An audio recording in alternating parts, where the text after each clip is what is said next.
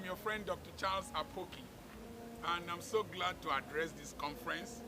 I'm sorry I'm not able to make the dates, but we had to do this recording at Aba when I came for a program here. My daughter is getting married this period of the conference. And I want to thank my brother Prosper for inviting me to come and speak. I want to speak on maximizing your potentials. What are your potentials? Your potentials are the deposits that are trapped in you that are expressible, even though they exist in the raw material form. That is to say, your deposits. If I take a 1,000 naira note, the apparent value of the 1,000 naira note is potential. Is apparent value. But if I use that 1,000 naira note and I invest it and it produces 1,500, the 500 naira is the potential that is in it. I give you an example. For every palm kernel that you eat, there's a palm tree inside. The palm tree is the expressible potential. But you see, for every level of potential you express, another potential is created. That is to say, if the palm kernel grows to become a palm tree, inside that palm tree, we can get palm fruits. From the palm fruits, we can get palm oil. Inside palm oil, there's a potential. By just heating it, we will hydrogenate it. We will dehydrogenate it. It becomes, by heating it, we decolorize it, it becomes vegetable oil. If we hydrogenate it, it becomes margarine. So from palm kernel to palm tree, palm oil, and then margarine. If we take the same palm nut, we crack it, we produce PKO, palm kernel oil. If we add sulfonic acid, we can produce detergent. From the byproduct of the detergent, we have glycerin. Glycerin, if we add nitrate to it, it becomes nitroglycerin, and it can be used for explosive. From the glycerin, we can produce hair cream. We can produce broomsticks from the palm tree. We can produce several things, palm wine, methylated spirit, and all that from the palm tree. That's why the Bible says, the righteous shall flourish like the palm tree. The greatest tragedy of life is not death. The greatest tragedy in life is unexpressed potentials that are buried while you are alive and then subsequently buried in the cemetery. So, how do you maximize your potentials? Number one, potentials are deposits, potentials are assets, potentials are giftings, potentials are endowment, potentials are endowment. But how do you maximize potentials? Number one, you must cultivate the right attitude towards potentials. It is not aptitude that matters. 75%, the altitude you will reach in life is based on 25% aptitude, that is potential, and 75% attitude. So how do you cultivate the right attitude? One of the key attitudes you must cultivate in life is delayed gratification. They did the marshmallow experiment in Stanford University by Dr. Michel. And they gave marshmallows are like cake or whatever. They gave them to children who were 4 years and below. They told them, if you eat this marshmallow, we won't give you another one. If you don't eat it, we will give you another one after 15 or 30 minutes. And the children who were restless ate the marshmallow within the first 15 minutes. The ones who had delayed gratification distracted themselves from eating it by doing one thing or the other.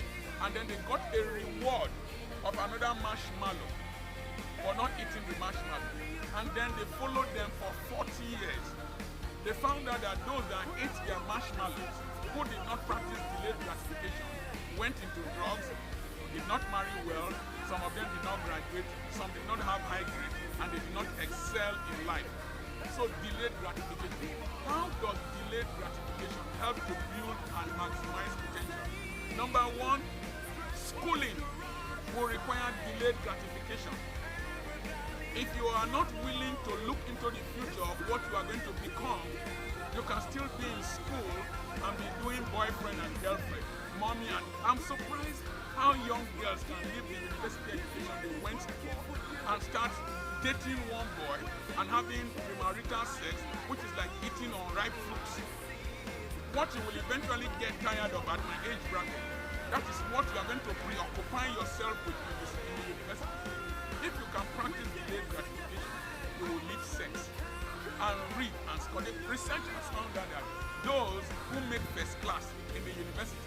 are not into relationships. So they will delay their relationships, and then they will marry more responsible, more productive people with their first-class degree, get a university, and get a scholarship from federal government or whatever, and maximize their lives. So number one, delayed gratification. Without delayed gratification, you can't save. So even if you earn an income, income is a spring while wealth is a lake. The ability to save, if you can frugally manage your money, you will discover that you might not make as much money as others, but just being able to save, you can treat yourself like a slave, save your money, and you live like a king. One of the things that helped me was the ability to save little sums of money I was getting from preaching and whatever around the country, and I've used them to build a legacy that is bringing out the greatest part of my life out. So that delayed gratification. Without delayed gratification, you cannot sustain relationships, because you will definitely need relationships to maximize your potentials. Now, tree way near tree, now make monkey smart. That is, your network is your net worth. Your network is your net worth. The people you know will determine who knows you. The people you know will determine what you are known for. I used to say that if you live near a madman who is singing Ungongo Jurejuna Moto, Jurejuna Moto, after 21 days, if you are washing clothes, you will start singing You have become infiltrated, inducted by the madness of that man.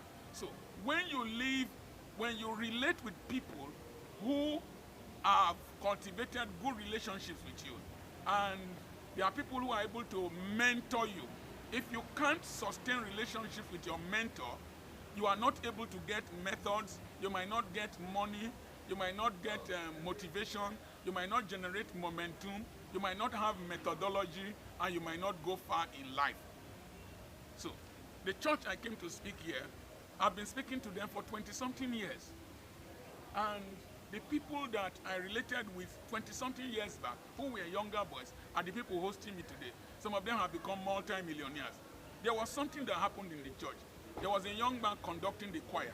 And we found out that he's a multi-millionaire. He has raised up to 11 millionaires in that church.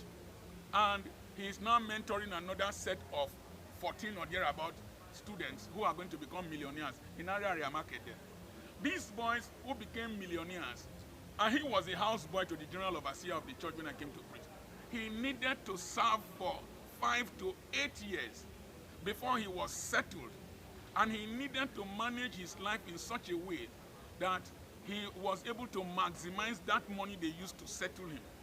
And he became a multi-millionaire after some years now, because he met somebody in China who gave him goods on credit, and he was selling and returning money. He could have used that money to do ameno, dorime, you get money, blood purifier. He will do ameno with the money. He will not return the money. He will break that relationship and lose that connection and lose that possibility.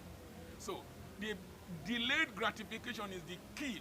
Somebody you are relating with can annoy you, but if you have delayed gratification, you are not immediately expressing your anger, and you stay calm and think about the future. Instead of cheating him now or even insulting him, you will discover that you are able to go far. The Bible says, what does it profit a man if he gains the whole world and loses his soul? That means there is a difference between gain and profit. If you don't have delayed gratification, you will go for the immediate gain. But if you have delayed gratification and an understanding of relationship and the future, you will go for profit. Profit is long-term. Profit is multidimensional, while gain is immediate, and you might not go further than that. So that's one thing. You will need a mentor, you will need relationship, then you will need training. I trained as a medical doctor. By training as a medical doctor, the intellect in me was directed towards professionalism.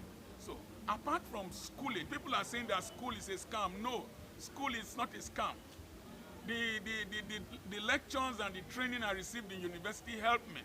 Even the debate, discussing with you now, is as a result of debates I've done in the university, debates I've done in secondary school, case presentations I've done in the medical school. It has built a potential in me of the ability to communicate, handle an issue, and express myself. Today, I give one lecture, it is $250,000. I give 2 lectures, $500,000. There was a week I spoke in 2 places, I left with $1 million. It is not medical lectures I give. They are sociological lectures. But I went and did a training in public administration to master's degree after studying medicine because I wanted to speak on political, economic, sociological issues. So training is very important. Training, you might train for a long time to perform in the 100 meters finals in the Olympics for 10 point something seconds. So sometimes the hours you spend, there is the 10,000 hour rule. I don't know how many people believe in it, but people believe that sometimes before you manifest great potentials, you have spent about 10,000 hours practicing, learning, demonstrating, experimenting. Greatness is not spontaneous. Greatness that is spontaneous does not last long. It has to be enduring practice, sustainable practice, personal development. The problem